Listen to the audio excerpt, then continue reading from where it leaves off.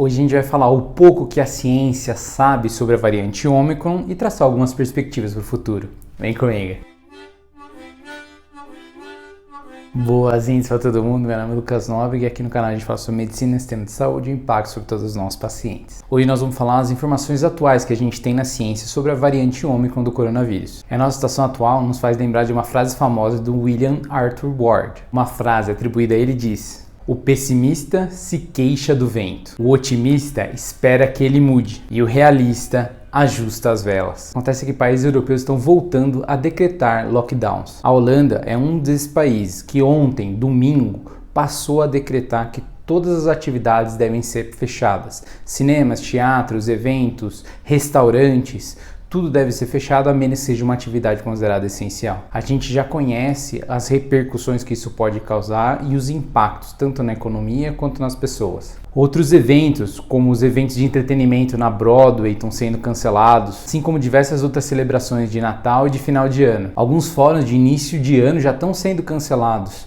O fórum de Davos, por exemplo, que acontece normalmente em janeiro, foi decretado como cancelado, na verdade adiado, devido à variante Ômicron. Então, tanto na Europa como nos Estados Unidos, diversos eventos estão sendo restritos ou cancelados. E os hospitais estão começando a ficar sobrecarregados nesse país. A gente continua com pouca evidência, com pouco dado científico ainda sobre a variante Ômicron. Ou seja, a gente não tem evidências fortes ainda sobre a sua transmissibilidade, sobre a sua letalidade, se ela mata mais gente do que as variantes anteriores. A gente tem uma perspectiva de ter novos dados nas próximas semanas, então em breve provavelmente a gente vai ter dados de fontes confiáveis a respeito da variante Ômicron. Por enquanto, o que a gente tem bastante evidência é da importância da gente estar vacinado completamente e, se possível, receber a dose de reforço. Usar máscara bem ajustada e, se possível, a PFF2 ou a N95. Melhorar a ventilação de ambientes internos, preferindo ambientes arejados e evitando ambientes lotados. Manter o distanciamento físico.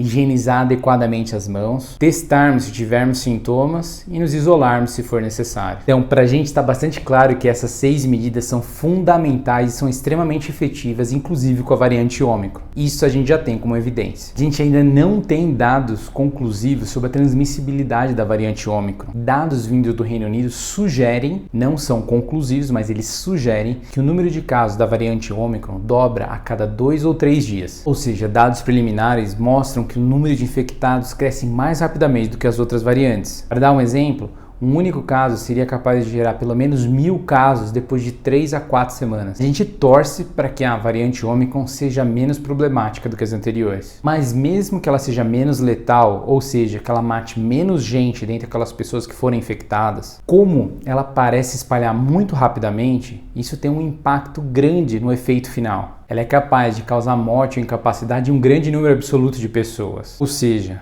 mesmo que poucas pessoas que sejam infectadas tenham um grande comprometimento ou morram, como o número de pessoas que são infectadas é muito grande devido à alta transmissibilidade, o número absoluto de pessoas incapacitadas ou que morrem pode acabar sendo muito alto. Poucas pessoas ficam graves, mas como muitas pessoas ficam infectadas, muitas pessoas acabam morrendo. Além disso, é importante a gente lembrar que a gente não tem dados sobre os efeitos de longo prazo da infecção pelo coronavírus nas mais diversas variantes. Ou seja, a gente não sabe se uma pessoa que foi infectada há 1, 2 anos, quais são os impactos da doença ao longo da vida. Esses dados e fatos preliminares têm causado os governos da Europa, dos Estados Unidos, tomarem atitudes mais restritivas com relação à pandemia. Nas próximas semanas, com certeza a gente vai ter mais dados sobre transmissibilidade, sobre mortalidade, letalidade, sobre a capacidade da vacina nos proteger e da vacina com um reforço. Mas enquanto isso, já é hora de ajustarmos as velas.